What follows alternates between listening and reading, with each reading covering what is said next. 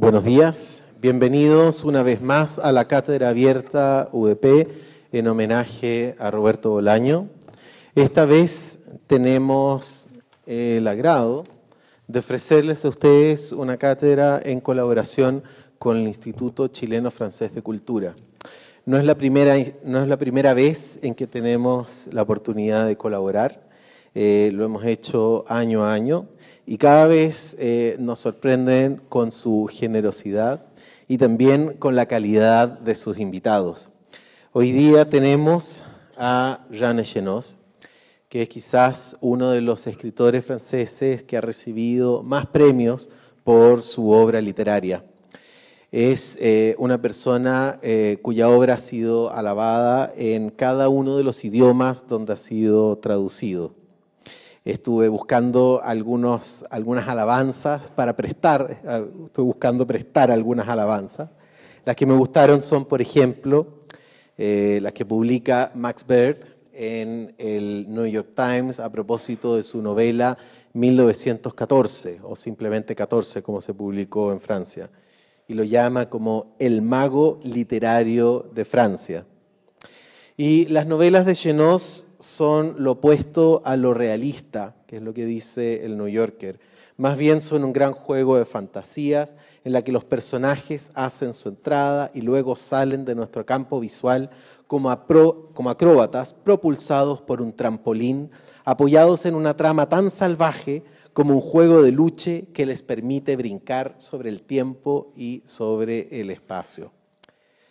La persona encargada de presentar a Jean Echenós y de sostener una conversación a la cual todos nosotros estamos invitados a participar después es Mauricio Lectorat.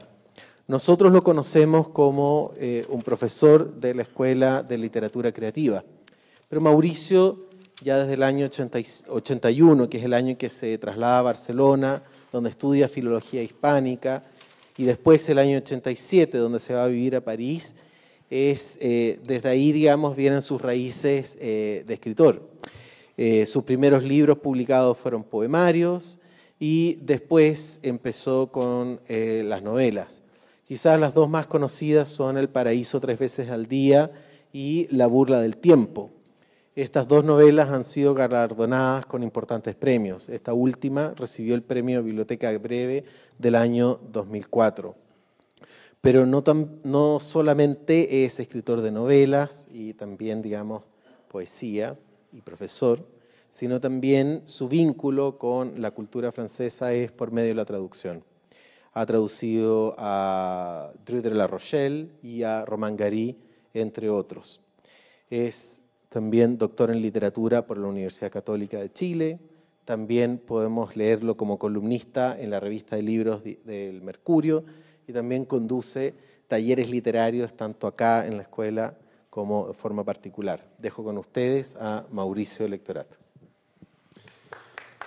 Gracias, Rodrigo. Bien, bonjour, Jean Echenós, bienvenue. Merci d'être venu jusqu'à nous. Lo estoy saludando, le doy la bienvenida, le digo que muchas gracias por estar con nosotros en la Cátedra Bolaño. Ce qu'on va faire là, voy a hacer las dos cosas. Voy a preguntar, traducirme a mí mismo, traducir sus respuestas, etcétera, y apagar la luz. Ce qu'on va faire là, c'est un dialogue, comme on a souvent, enfin déjà quelquefois, n'est-ce pas, dialogué. Digo, vamos a hacer un diálogo como ya hemos dialogado algunas veces, ¿verdad? Algunas ya varias. Je vais faire une petite présentation de ton parcours et ensuite je vais te poser des questions. Le voy a presentar un poco su trayectoria. Como decía Rodrigo, Jean Echenós es un escritor en este momento diría yo, en Francia, de los más leídos, conocidos, traducidos, alabados, puesto que ha recibido numerosos premios, el premio Médicis, el premio Goncourt. es autor de 17 novelas.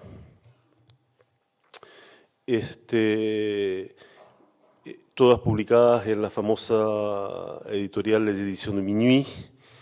Yo diría que, en tant que lecteur, moi, de littérature française, enfin, yo diría que es un autor de referencia, absolutamente, es uno de los autores indispensables del panorama literario, narrativo, hoy día en Francia. Eso es lo primero que hay que dejar sentado. Enseguida,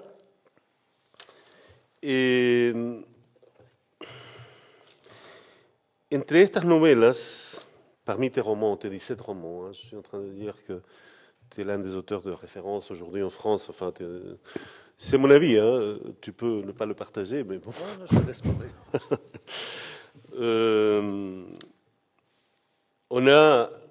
Tenemos entre estas novelas El Meridiano de Greenwich en 1980, Cherokee en 1983, Je m'en vais, me voy, que fue premio Goncourt en 1999.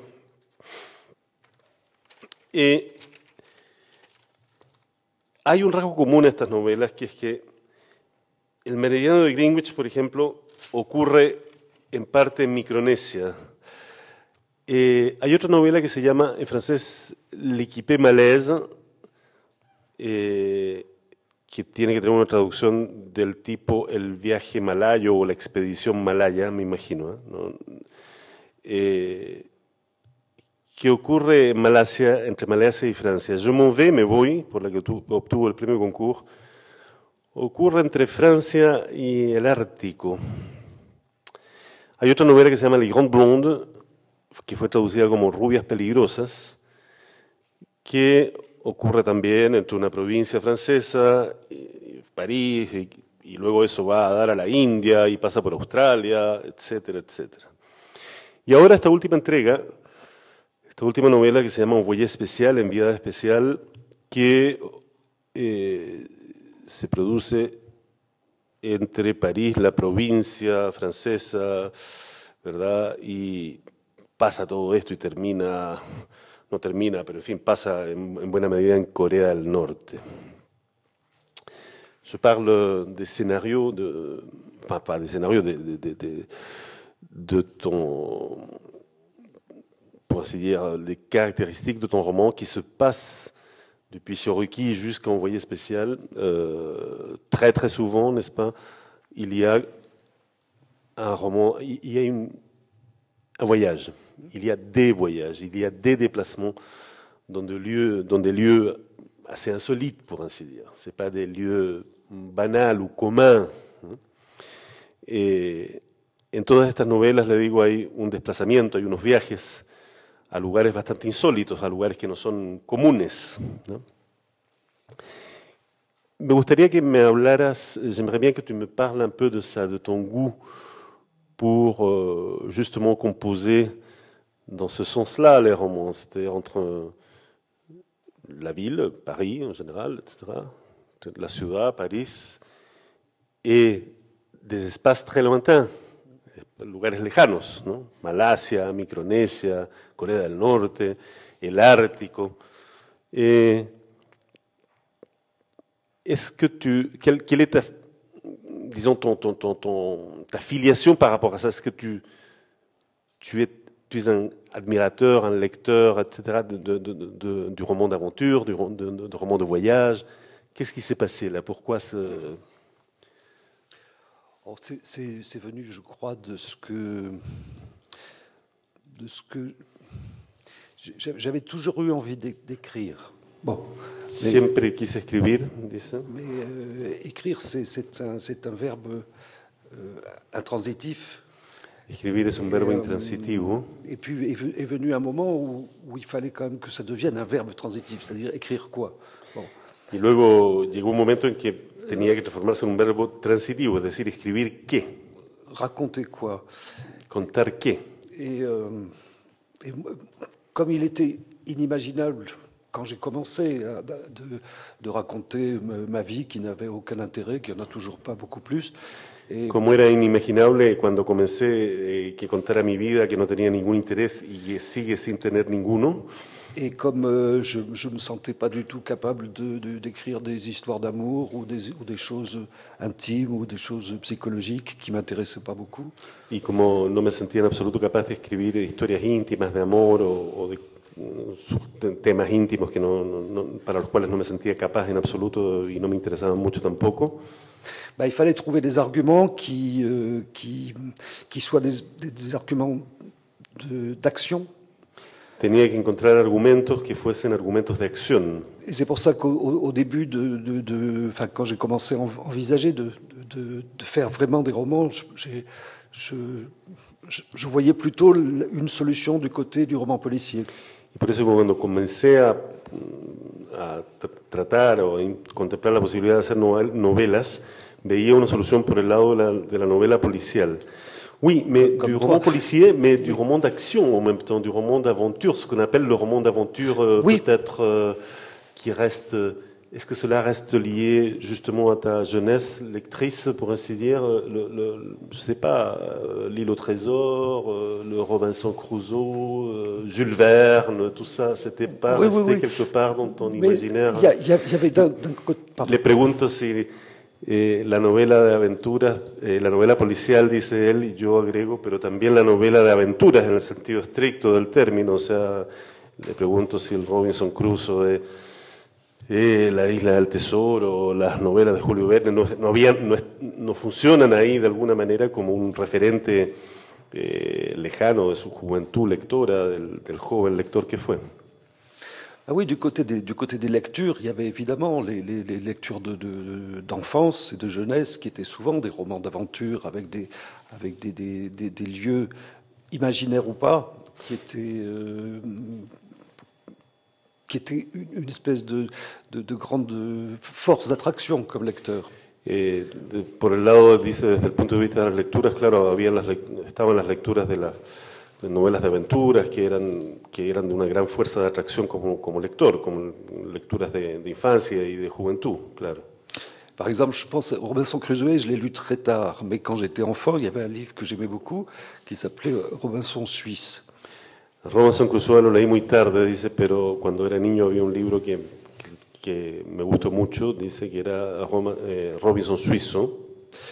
Et dans ces lectures d'enfance, je me souviens, il y avait aussi un livre que j'aimais beaucoup, qui a donné lieu à un film beaucoup plus connu, qui était Les Trois Lanciers du Bengale. Y en esas lecturas de infancia había un libro que le gustó mucho y que dice que luego se transformó en una película, que eran Los Tres Lanceros de Bengalíes o de Bengala. Et c'est peut-être des choses comme ça qui m'ont donné envie de situer tout de suite, dès le début, en fait, les romans dans des lieux lointains. Y eso es, a lo mejor de ahí viene las ganas que tuve desde un comienzo de situar siempre las novelas en lugares lejanos. Des lieux que je connaissais évidemment absolument pas, parce que d'abord, je suis un mauvais voyageur, mais à cette époque-là, j'étais pas voyageur du tout. De lugares que obviamente no conocía en absoluto, porque soy hasta el día de hoy un mal viajero, pero en esa época no era viajero del todo.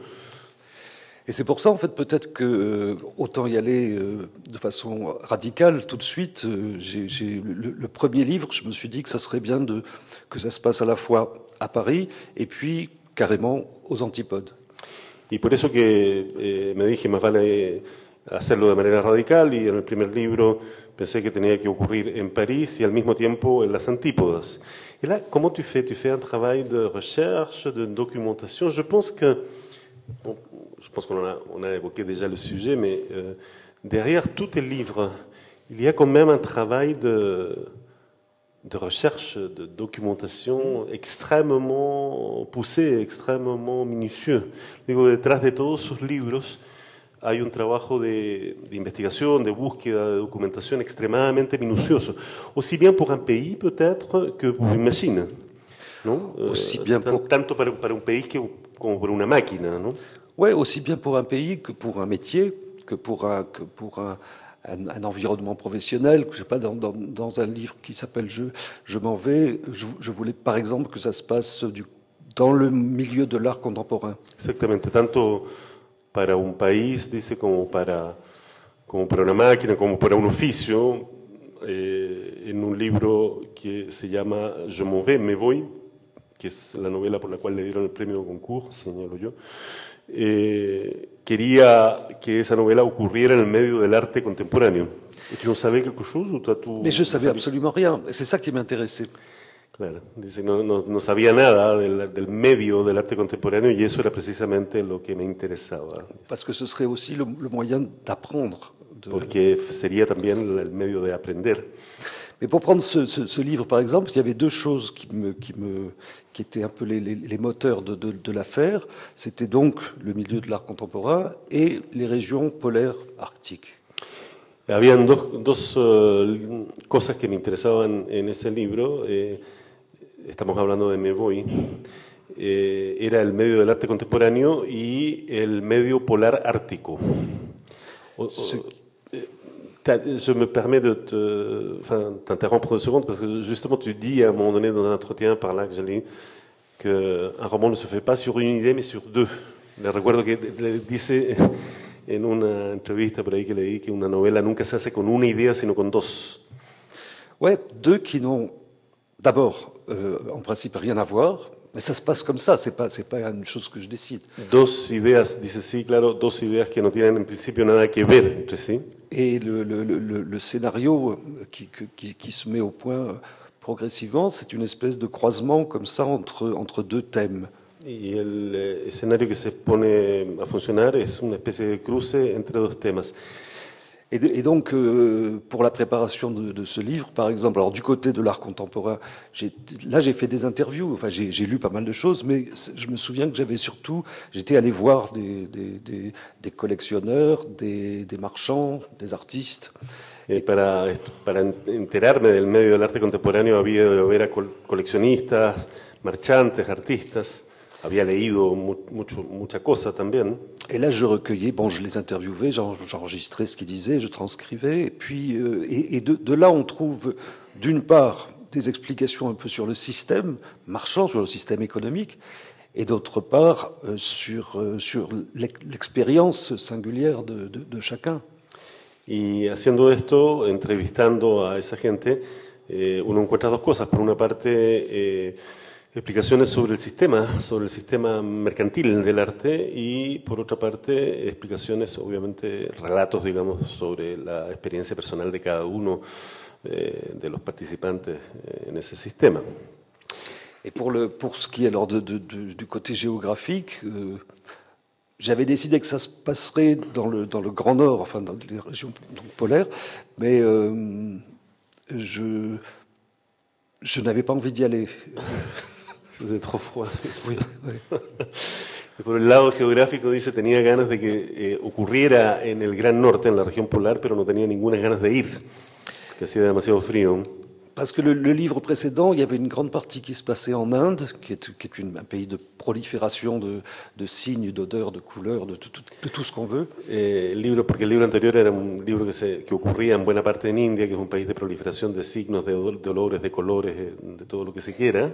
Et là, je voulais une espèce pas de contraste, mais d'aller vers une région absolument la plus vide possible, un pays en noir et blanc. Y aquí quería una especie, no de contraste, pero sí de ir a un lugar lo más vacío posible, un país negro y blanco, surtout en blanc, ¿no? Surtout en blanc, oui. Surtout en blanco. Oui, avec des petits reliefs noirs. Des pequeños puntitos negros, claro. Et là, ça supposait, j'ai lu beaucoup de récits de découverte de ces régions par différents explorateurs de différents pays. Et puis j'ai cherché des informations donc sur ces récits de découverte. J'ai cherché le plus d'images possibles, de films possibles, et j'avais trouvé l'exposition d'un photographe qui avait fait ce voyage. D'accord. Leí muchos relatos de exploradores de esa región y encontré también le relato d'un photographe et une exposition. Tu as vu les photos J'ai vu les photos et puis j'ai pris contact avec le photographe. Ajá. Entonces vi las fotos y tomé contacto con el fotógrafo. Et je lui ai fait raconter son voyage parce que ça coïncidait à peu près avec celui que je pensais appliquer, si je puis dire, à mon personnage. Le hice que me contara su viaje porque pensaba que, grosso modo, podía coincidir con lo que yo quería hacer con mi personaje, es decir, lui faire plus ou moins un parcours similaire, hacerlo hacer más o menos un recorrido similar. Et ce récit de voyage, en fait, ça a duré très longtemps parce qu'il m'a fait... Moi, comme d'habitude, j'enregistrais tout pour recopier après. Mais de ces éléments-là, de ces documents-là, en fait, on garde très peu de choses.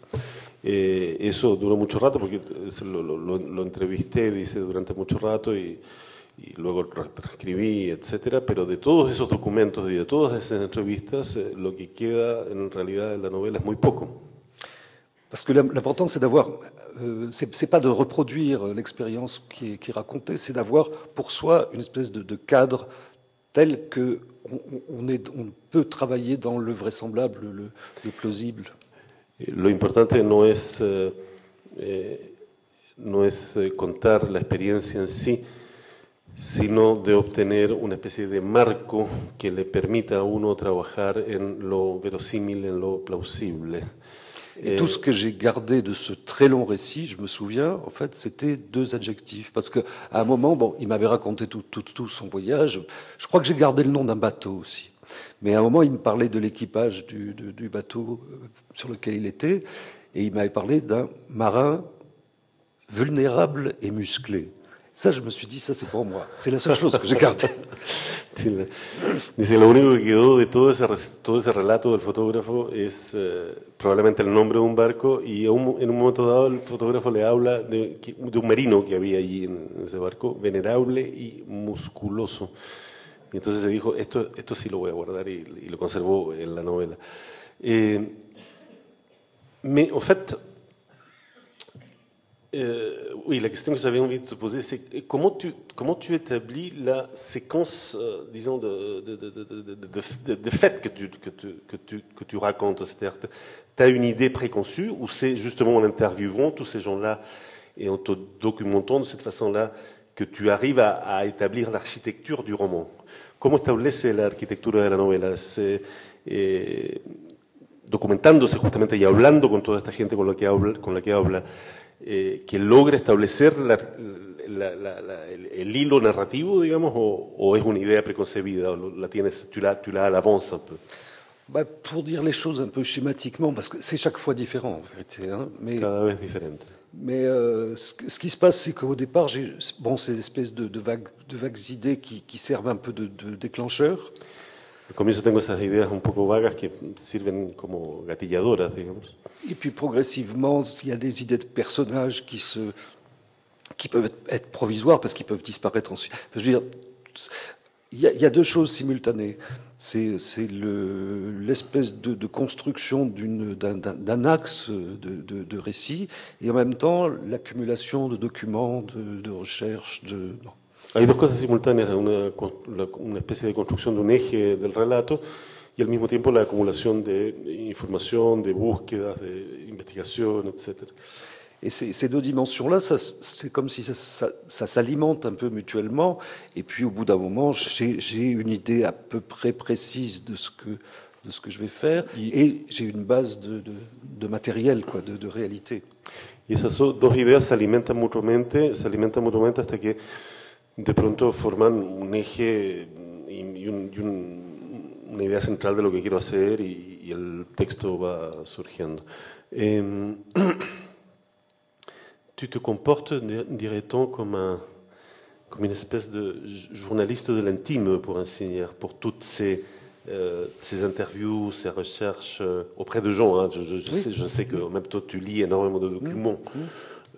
Je me souviens que tu avais déclaré à un moment donné, je ne sais plus dans quel journal français, que pour la machine, le navire là, le brise-glace, que tu avais lu, je ne sais pas combien de livres sur, parce que la description, justement, l'une des choses qui m'avait frappé, moi, lors de la lecture de ce livre était justement la description très, très, très minutieuse de ce bateau.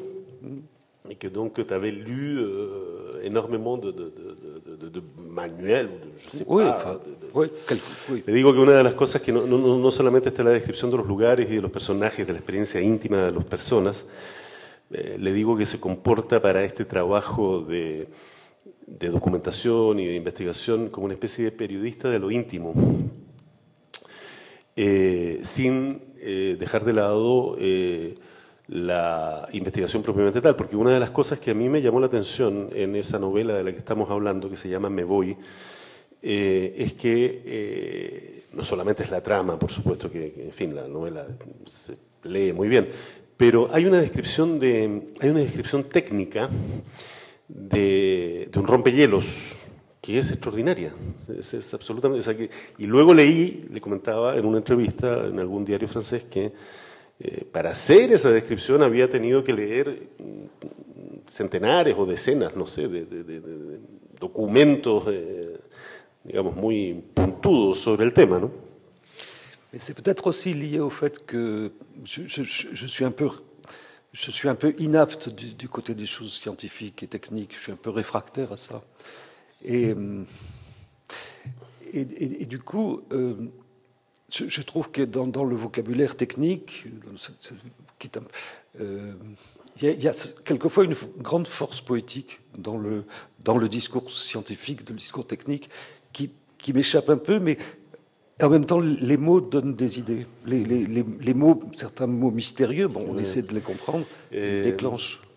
Dice me encuentro bastante inapto para comprender el lenguaje técnico, pero al mismo tiempo en el lenguaje técnico las palabras a veces tienen una gran carga poética y por lo tanto esa fuerza poética de las palabras gatilla, digamos, otra cosa.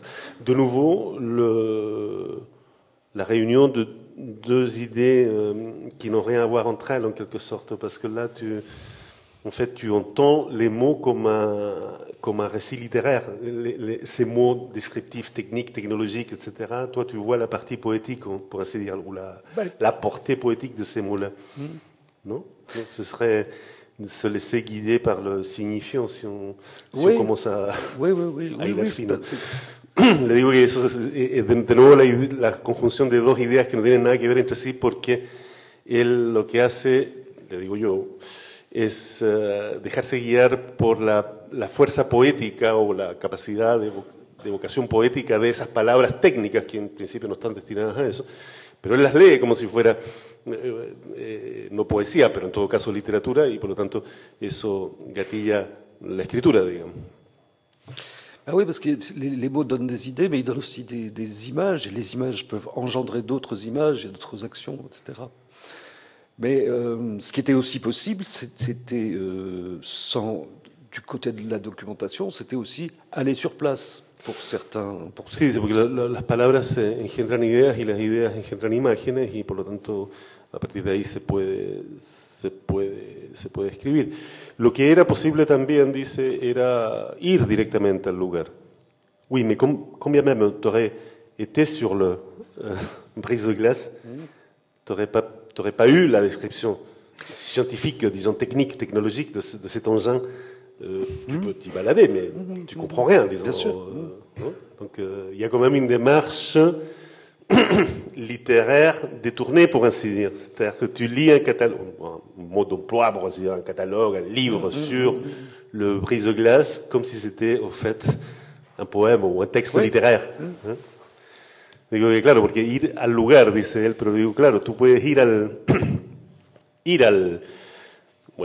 Ártico y ir al rompehielos y pasearte por el rompehielos, pero no vas a entender nada, como uno no entiende nada cuando se pasea en un portaaviones o se pasea en un submarino, ¿no?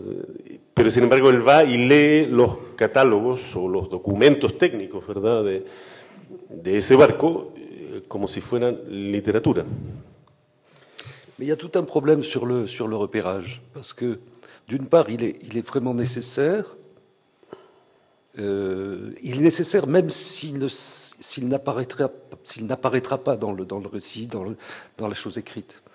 Et en même temps, enfin, je veux dire, par exemple, pour le dernier livre, là, pour Envoyé spécial, je voulais que un des personnages habite dans un immeuble précis, dans un quartier précis.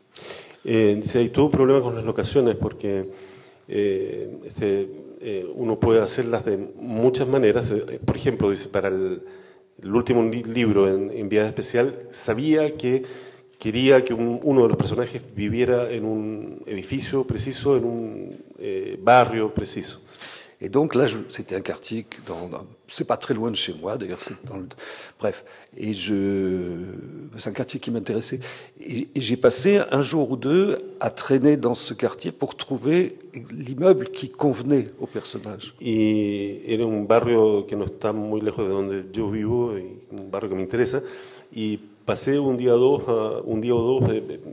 paseando, dándome vueltas por el barrio hasta ubicar el edificio que me convenía y donde yo quería que viviera el personaje. Donc tu fais des locations comme un cinéaste, en fait. Oui, mais en même temps... Hacer locaciones como un cinéaste, le digo. Oui, c'est du repérage un peu de cet ordre-là. Mais en même temps, j'avais besoin de cet immeuble, mais je m'en suis absolument pas servi pour le livre. Ah, d'accord. J'avais besoin,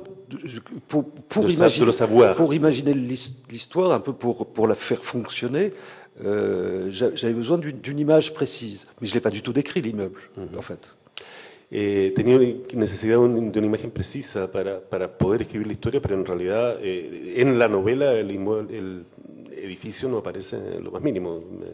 Prescindí de él por completo, pero necesitaba saber que ese era el edificio preciso. Si je l'avais su, si je l'avais pas vu, j'aurais été moins libre, en fait. Si no lo hubiese visto, me habría sentido menos libre. Et pourtant, dans ce roman, il y a quand même une description de la... Enfin, je ne sais pas si c'est pas le studio, c'est pas la rue Palicao, là, où habite Lou Tusk. Non, ça... Oui. Non, c'est pas celui-là. Parce que là, il y a une description très minutieuse de ce... C'est pas un entresol, c'est un sous-sol, en fait. Oui. Alors, le pregunto si no es el estudio de... Bueno, en la novela hay un músico que se llama Lou Tusk y que tiene un estudio como de grabación, como en un subsuelo de una calle parisina, en fin. Y que aparece descrito muy pormenorizadamente, por eso que me extrañaba que dijera que no lo consideró lo más mínimo durante la escritura. Quería saber si era ese el edificio u otro, nada más. Non, parce que le personnage a un lieu de travail et un lieu d'habitation. Oui. Et le lieu de travail, en fait, je me suis servi du lieu de quelqu'un que je connais bien, qui est musicien, qui est mon fils en vérité. Et à un moment, il avait un studio de travail qui était comme ça en sous-sol. Bon, je l'ai beaucoup transformé, mais là, j'avais déjà une image existante. D'accord. No, dice que ese lugar de trabajo, este personaje tiene un lugar de trabajo y un lugar donde vive, el músico en cuestión, y para el lugar de trabajo, que era por el que yo le preguntaba, se sirvió en realidad de un lugar que él conoce muy bien, que es el estudio de trabajo, el lugar donde vive o donde trabaja su hijo, que es músico. Bueno. Revenons au problème de repérage, parce que justement, parfois, tu fais le déplacement dans Paris, tu vas repérer, n'est-ce pas, ce bâtiment précis dont tu as besoin, etc., mais tu ne vas pas en Antarctique. Non. Enfin, hormis évidemment l'effort d'y aller et le prix du billet, etc., pourquoi cette discrimination, si j'ose dire, dans la gestion du... ¿Tu vas a decir? Non, Digo que volvamos al problema de las locaciones, porque claro, hace unas locaciones en París, en la ciudad, como si fuera un cineasta, pero al mismo tiempo no va a la Antártica a hacer las mismas locaciones para escribir la novela. Il y a plusieurs choses. Dans le troisième livre, je crois que ça se passait en Malaisie, mais de toute façon, j'avais pas du tout d'argent à cette époque-là, j'aurais pas pu envisager un voyage. Donc ça a été une Malaisie inventée toujours à partir de toutes pièces. Ouais. Dice que para el tercer libro, que ocurría en Malasia, no tenía suficiente dinero y no habría podido de ninguna manera ir allí, así que esa es una Malasia completamente inventada. Et par contre, pour un livre beaucoup plus tard, je voulais qu'il y ait une partie qui se passe en Inde du Sud. Mais là, j'y suis allé, je suis resté 3 mois et j'ai pris beaucoup de notes aussi. Y sin embargo, para un libro bastante más tardío que quería que ocurriera en India, en la India del Sur, ahí sí fue y se quedó. ¿Tu es resté combien? Pardon, j'ai pas. 2-3 mois. 2-3 mois, beaucoup. Oui. Beaucoup. Que se quedó 2 o 3 meses en India y tomó muchas notas, etcétera, etcétera. Ça, c'est les Grandes Blondes, n'est-ce pas? Ça, c'était dans les Grandes Blondes. Peligrosas. Mais c'est compliqué parce que quand on va enfin, moi, j'avais très envie aussi de passer un moment en Inde, mais le fait d'y aller, bon, il y a un repérage. En effet, j'ai pris beaucoup de notes, j'ai noté des noms, des rues, des lieux, des descriptions, bref. Mais quand on est allé sur place, on est d'une certaine manière moins libre. Sin duda. Oui, dice que bueno, tenía muchas ganas de ir a India, dice, y tomé muchas notas, muchos documentos y muchas, en fin. Pero dice, cuando uno ha ido al lugar, es menos libre. Dans quel sens on est moins libre? C'est-à-dire que ton imagination est moins libre, au fond. Tu es moins libre d'imaginer, tu es plus, pour ainsi dire, sous le diktat de la réalité, ou du souvenir de la réalité. Exactement. ¿En qué sentido uno es menos libre? En el sentido de imaginar. Le pregunto si se siente entonces más bajo la dictadura, por decirlo así, de lo real o del recuerdo de lo real. Me dice que sí, exactamente. Et en même temps, j'ai un souvenir précis, parce que, bon, au fond, peut-être que c'est pas la peine d'aller sur place. Parce que avant de partir dans ce voyage en Inde, j'avais imaginé une rue. Bon, parce que je commençais à... Une rue en Inde. Une rue en Inde, oui. Antes de partir de ese viaje a la India, había imaginado una calle en India. Et à partir des documents que j'avais vus, des trucs d'architecture, de paysages, etc., j'avais une idée assez précise, imaginaire. Y a partir de documentos que había visto, de documentos arquitectónicos, etcétera, tenía una idea bastante precisa, una idea imaginaria. Et je me suis dit, bon, allons-y, puis ça n'aura rien à voir, mais au moins je vais avoir quelque chose de réel. Et le premier jour, j'étais arrivé à Madras, et je suis allé me promener, et je suis tombé sur une rue, et c'était exactement celle-là, en fait. Et c'était exactement comme tu l'avais imaginé? Oui, sauf que j'avais imaginé une rue en pente, et celle-là était droite. Alors dans l'histoire, je l'ai remise droite. Dice que había imaginado, por lo tanto, esa calle imaginaria en India y que llegando a Madras se encontró con exactamente la misma calle, salvo que él había imaginado una calle en bajada y esta calle era el plata, el horizontal, era plana, pero era exactamente la misma calle y que por lo tanto no está seguro de que sea necesario systématiquement ir à los lugares. Donc là, je me suis dit, au fond, ça servait à quoi Mais quand même, bon, non, il y a beaucoup de choses que j'ai notées, des scènes que j'ai utilisées, mais... Dans le cas particulier de l'Inde, il doit y avoir aussi quelque chose lié aux odeurs, n'est-ce pas, aux saveurs. Oui, parce que sinon, tu es obligé de d'avoir recours, disons, à la littérature qui a été écrite là-dessus. Et là, peut-être, tu es encore moins libre que si tu y vas. En el caso de India debe haber algo también relacionado, es decir, la necesidad de ir para escribir, digamos, sobre esa realidad o en esa realidad, algo relacionado con los olores, con los sabores, con la cosa de la calle, ¿no?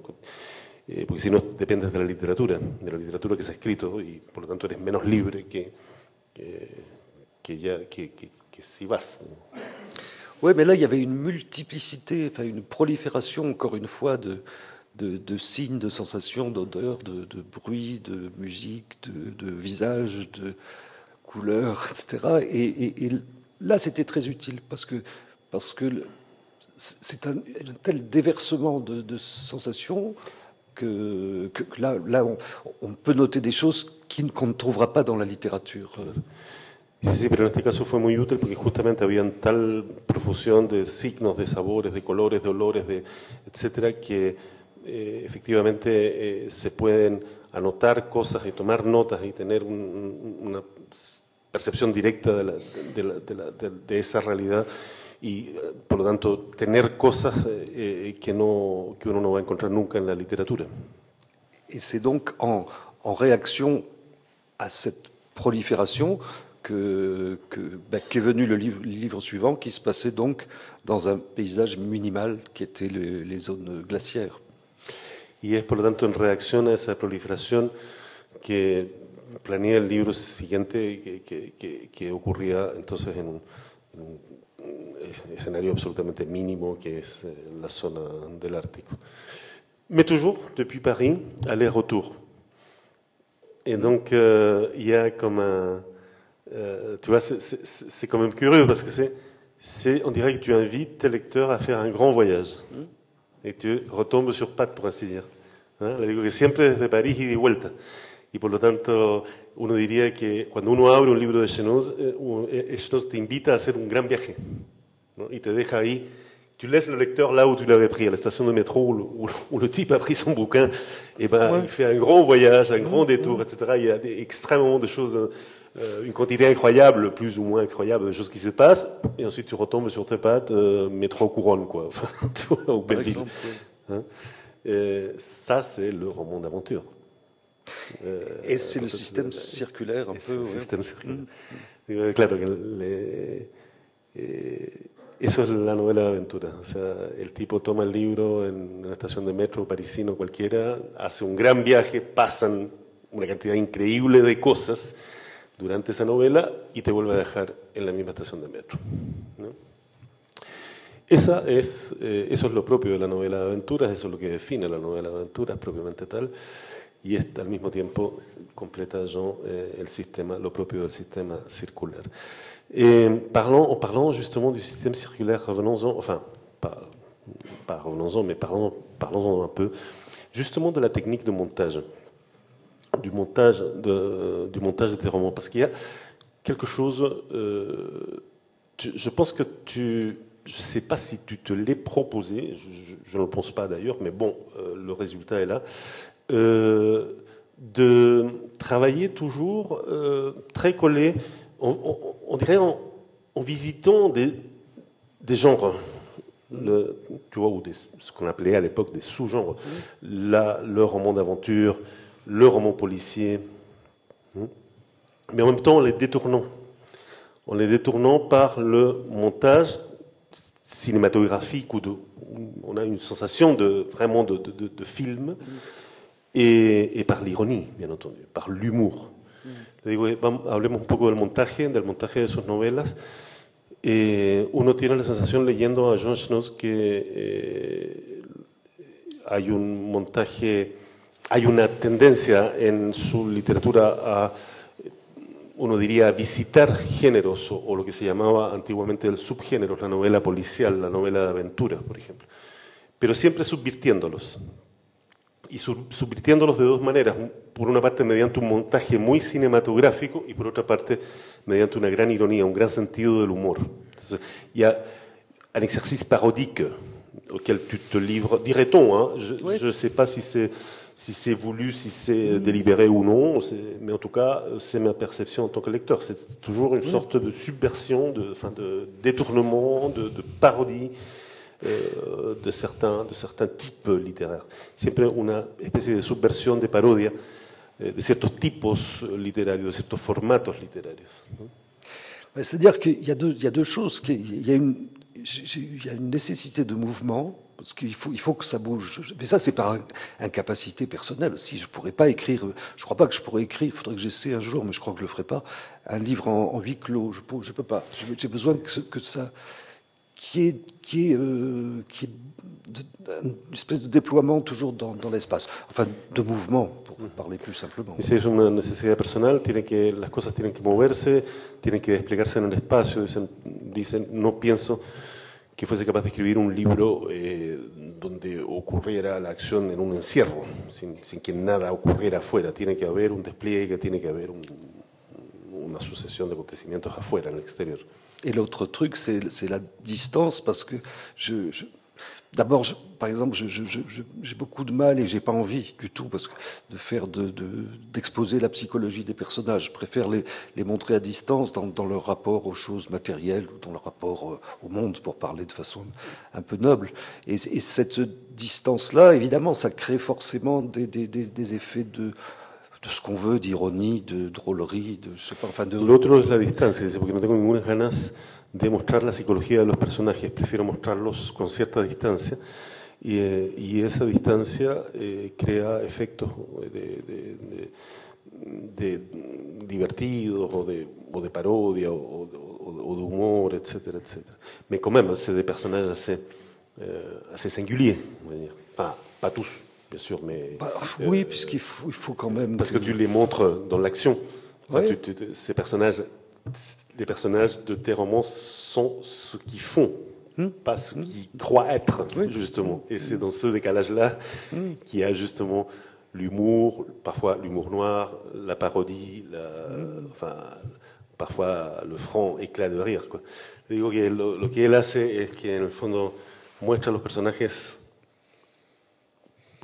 son lo que hacen, no lo que son ni lo que dicen ser. Y en esa distancia está el humor, la parodia y a veces la franca carcajada.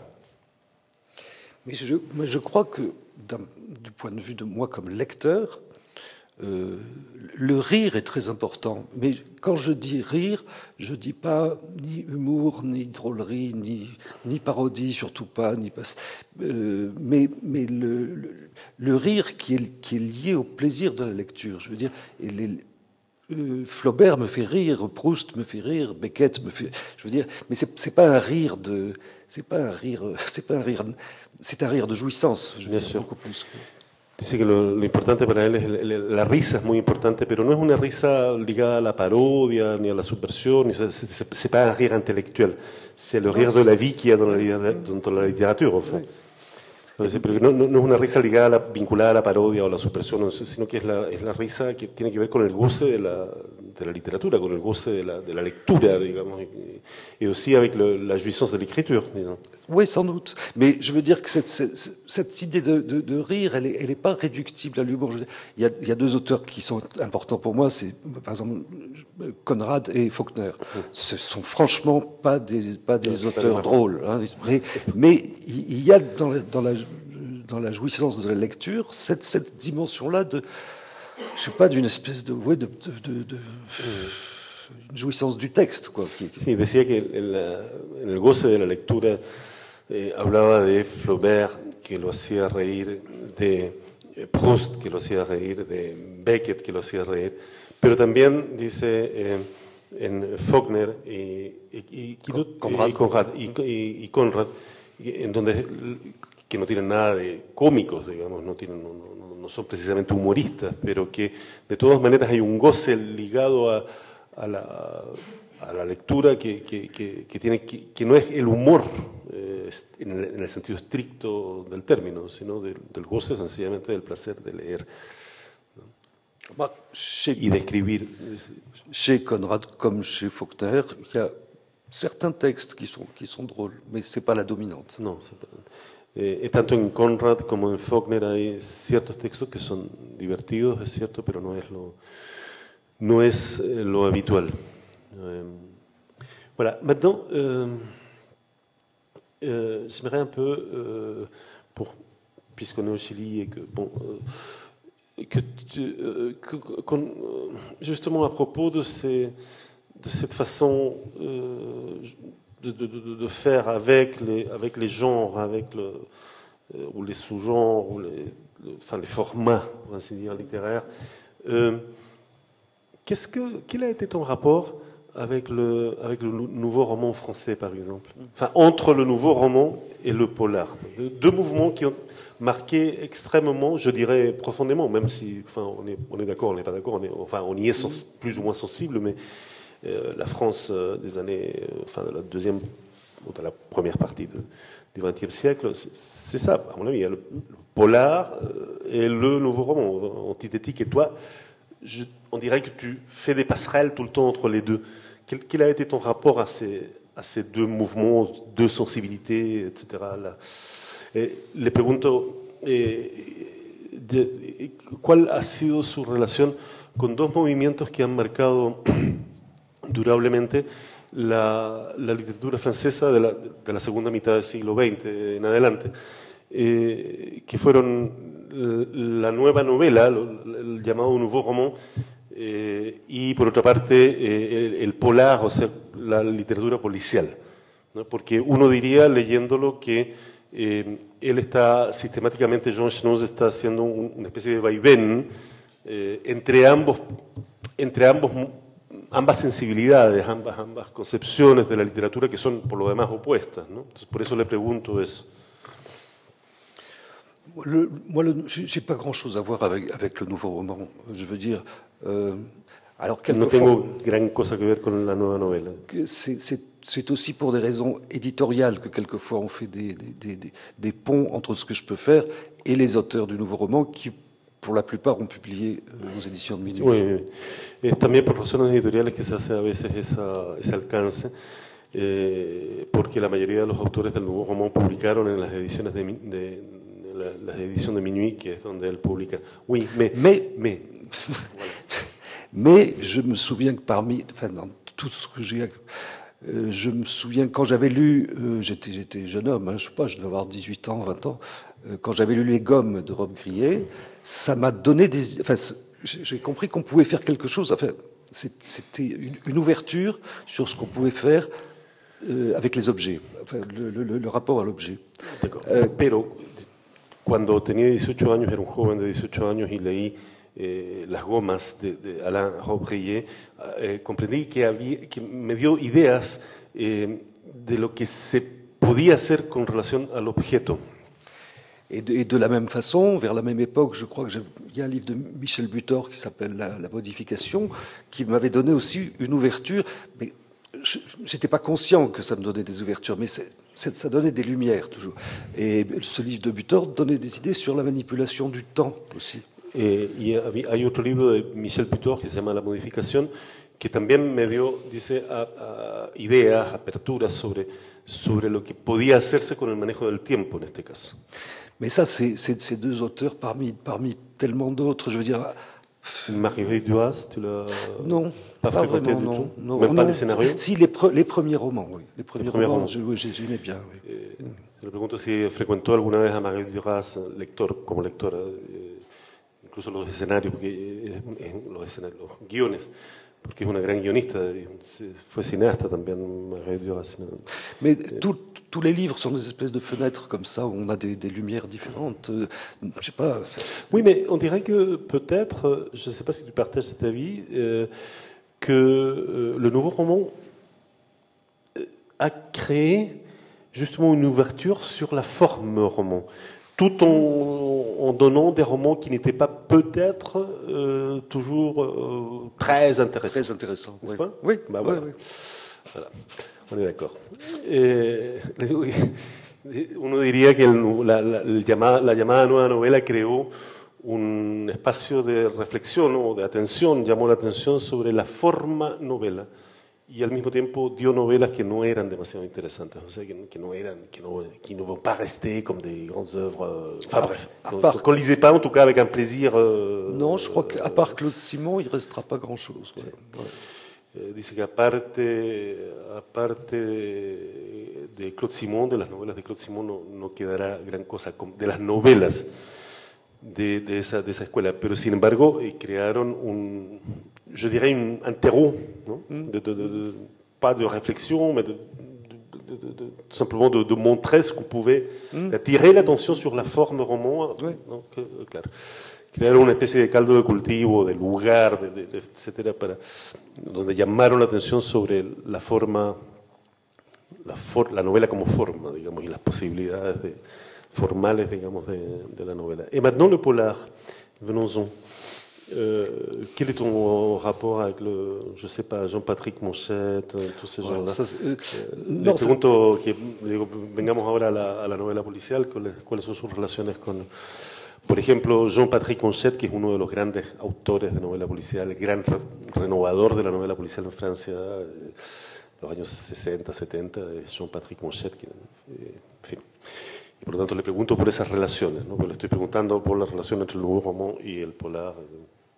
Voilà. Sí. Bah, sur le roman policier, ce qu'on appelait le roman policier ou le roman noir, moi, c'était une période, c'était la fin des années 60, je crois, où j'en ai lu énormément parce que ça, je crois que c'était un peu la mode parmi nous. Quand je dis nous, c'était les étudiants, un peu, bon bref. Ou bien on lisait de la théorie, ou bien on lisait plutôt des romans policiers. Les deux. Creo que dice que en cuanto a la novela negra o novela policial, leía enormemente muchas novelas policiales durante los años 60, a fines de los años 60, y dice, pienso que era una moda entre los estudiantes de la época, etc. La gente, esos estudiantes, digamos, o bien leían teoría o bien leían novela negra. Por lo tanto, toi, tu as lu beaucoup de romans noirs. Oui, et au départ, c'était les grands classiques américains, c'est Dashiell Hammett, Raymond Chandler. Los grandes clásicos norteamericanos al comienzo, Dashiell Hammett, Raymond Chandler. Horace McCoy, tout ce que je pouvais trouver qui était vraiment... David Goodies. David Goodies, bien sûr. David Goodies. Tout ce qui était une espèce de constitution c'est un peu les premiers maîtres quoi, du roman policier américain. Qui constituían los primeros maestros de la novela negra norteamericana. Mais c'était pratiquement uniquement des ouvrages d'auteurs américains. Et puis après, il y a eu une espèce de développement du roman policier en France, duquel, il y en avait qu'un qui m'intéressait vraiment beaucoup, qui était Manchette, en effet. Luego hubo una especie de desarrollo importante de la novela negra en Francia. A mí, dice, había un solo autor que me interesaba, que era Monchet, este autor, Jean-Patrick Monchet. Et ça, c'est en partie à cause des livres de Manchette que j'ai eu le sentiment que c'était peut-être possible, au fond. Je repense à ce que je disais tout à l'heure. Qu'est-ce qui était possible? Écrire quelque chose, et pas écrire tout court. Écrire quelque chose. Que c'était dans cette zone-là que ça se passait. Dice que a propósito justamente de la lectura de los libros de Monchet que tuvo la sensación que era posible. Le pregunto, ¿qué era posible qué? Dice que era posible escribir algo, que algo pasara. ¿No? Donc, parallèlement, voilà. excusez-moi. Sí, vas-y. Et pour remonter plus haut, je crois que la grande révolution, c'est Diderot. Et d'une certaine manière, Diderot autorise énormément de choses dont Diderot permet il ouvre une dimension supplémentaire à ce qui est le roman. Et ça, je crois que tout vient de là. C'est l'acte créateur. La gran revolución, dice Diderot. Diderot permite que la novela se abra y se transforme en otra cosa, y ese es el gran acto fundador y creador, ¿no? Bien, yo pienso que podríamos seguir conversando bastante más y a lo mejor mucho más y quedarnos mucho rato acá, pero no, lamentablemente no es posible. Así es que vamos a hacer como dijimos, vamos a dejar un pequeño lapso de tiempo para las intervenciones de ustedes. No sé si hay alguien que quiere hacer alguna pregunta.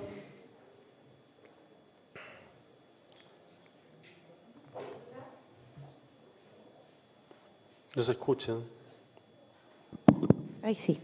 Hola, quiero saber qué licencias se tomó en Enviada Especial, la parte de Corea del Norte, ya que ahí la trama, sin spoilear, es muy rocambolesca. Y comienza. No entendí, perdona. ¿Qué licencias creativas se tomó en Enviada Especial con respecto a la trama que ocurre en Corea del Norte? Quelle licence créative t'as pris à Envoyé spécial par rapport à la trame qui se passe dans la Corée du Nord? En ce moment, Enfin, dans un voyage spécial, dans ton Oui. dernier, quelle licence t'as prise? Qu'est-ce que tu as inventé là par rapport à la Corée du Nord? Ah oui, c'est parce que ça me paraissait... j'avais besoin d'une destination lointaine et d'un lieu où pourrait s'exercer une activité d'espionnage. Tenía necesidad de una destinación lejana y de un lugar donde podrían ejercerse actividades de espionaje. Pero lo que tú quieres saber es qué inventó.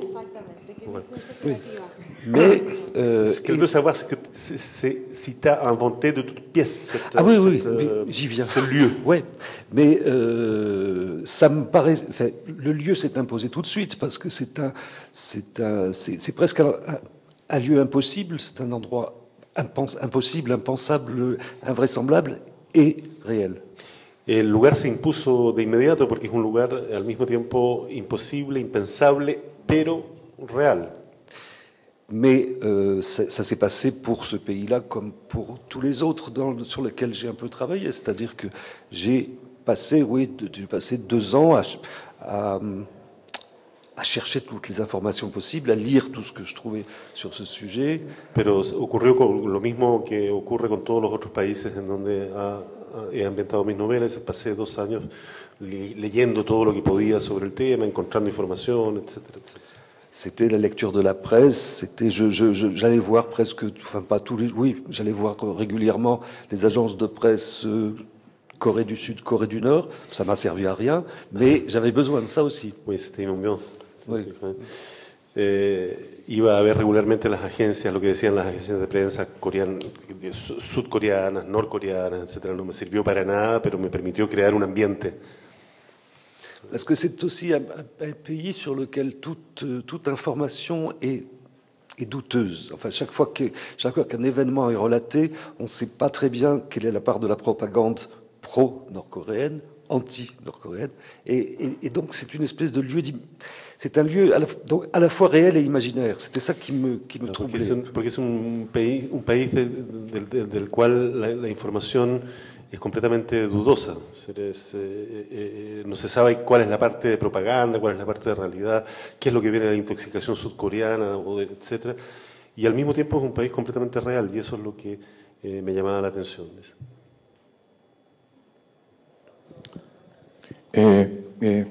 Buenos días o buenas tardes ya. Quisiera consultar, siguiendo un poco la misma línea, después de haber hecho tantas novelas de viaje, buscando tanta información al respecto, ¿si ha pensado hacer alguna novela referida a la Francia actual, que para mí, personalmente, con la efervescencia política, con los cambios políticos, con los cambios de ideología, con el fascismo que está tan latente, es un hervidero, ahí hay una novela en potencia, en efecto. Perdón, permíteme traducirte primero. Sí.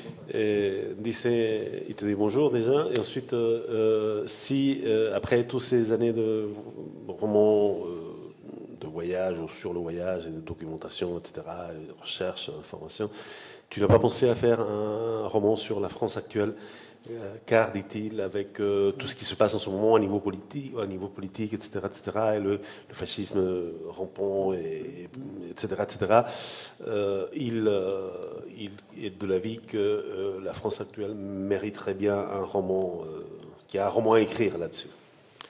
Ah, j'en suis persuadé, oui. Je ne sais pas si j'en aurais la... Estoy seguro que sí. Je ne sais pas si j'en aurais la capacité, si j'aurais assez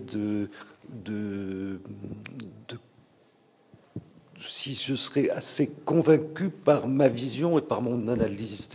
No sé si estaría demasiado convencido por mi propia visión y mi propio análisis. Je ne sais pas si c'est vraiment le champ dans lequel je me sentirais à l'aise, mais je crois qu'il y a en effet un travail romanesque à faire sur la France actuelle qui est lourd. No sé si estaría convencido por mi propio análisis, pero sin duda alguna hay un trabajo novelístico por hacer sobre la Francia actual que es extremadamente complejo y pesado. Et c'est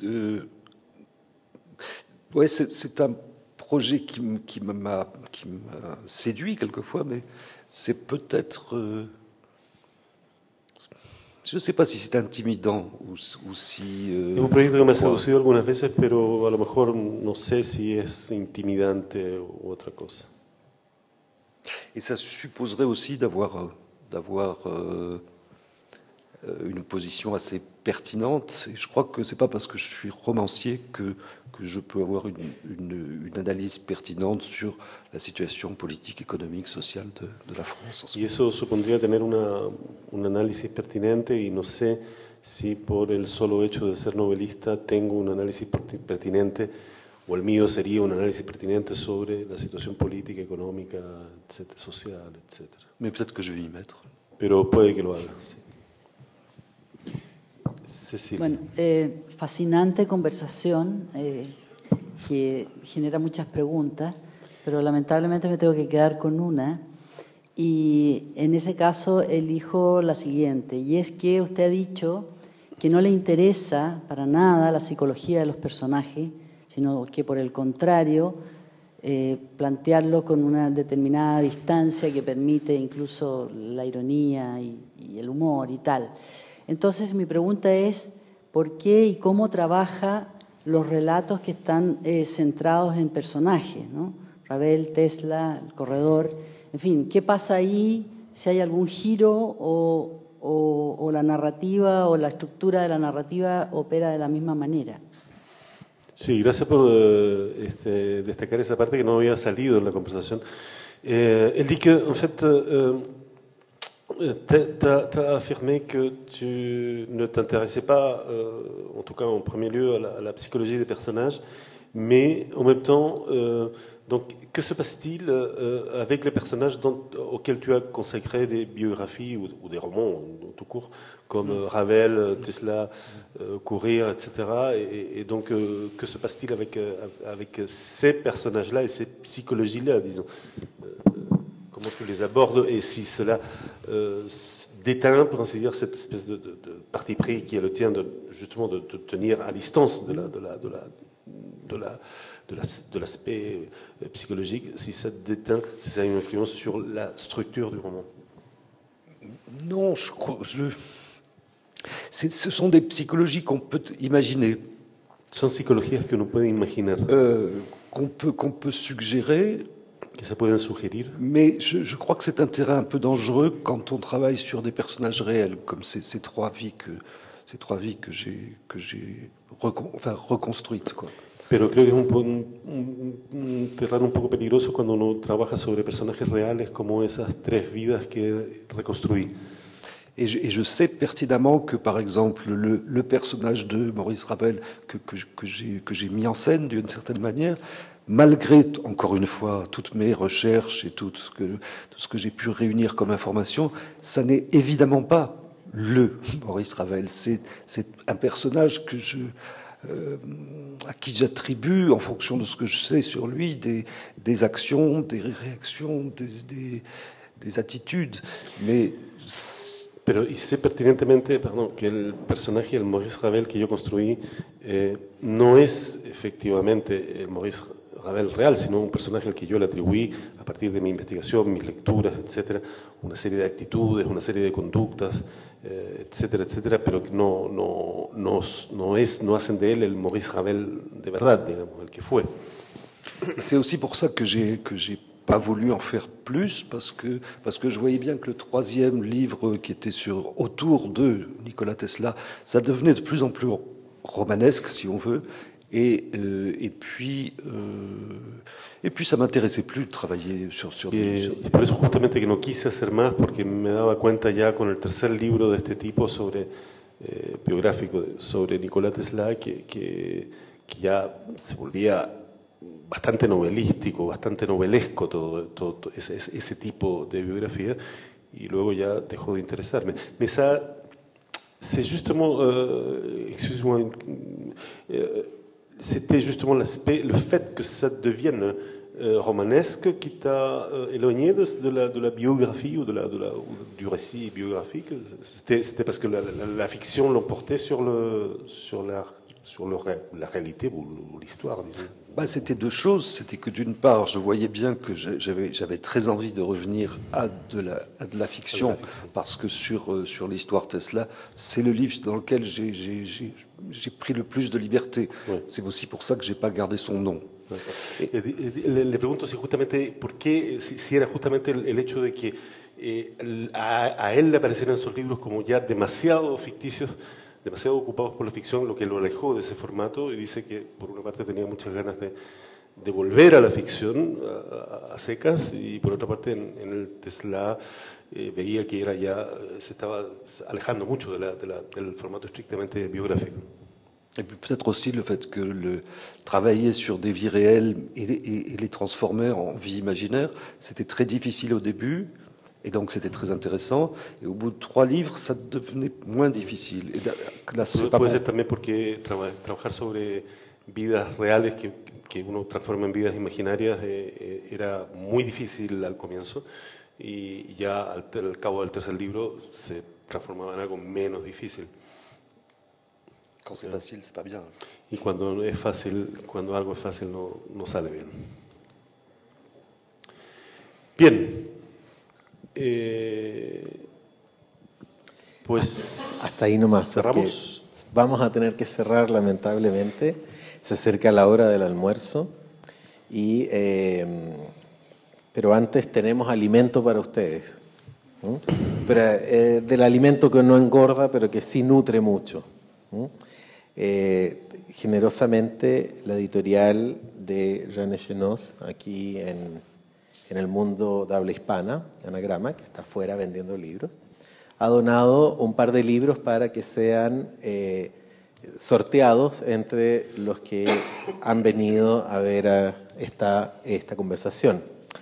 Entonces es una tómbola para el Meridiano de Greenwich y la enviada especial. Voy a sacar 2 números. Ah, sí, perfecto. No, mejor que lo saque Jean. Que tu tires un numéro pour une tombola, ils sont en train d'offrir l'un de tes, ou 2 de tes romans. Je tire ouais, tu prends un numéro, uno? Non, 2. 2. Et donc ces numéros-là, les gens qui ont ce numéro-là se verront attribuer l'un de tes livres. El número 9 y el número 5 se tienen que acercar aquí a Francisca para sacar sus libros.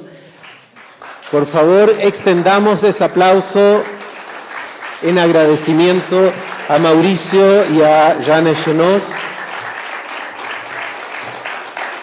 Muchas gracias también al Instituto Chileno Francés por su generosidad. Nos vemos pronto el día 16 de octubre con un nuevo invitado también de Francia. Muchas gracias. Bien, merci beaucoup Jean.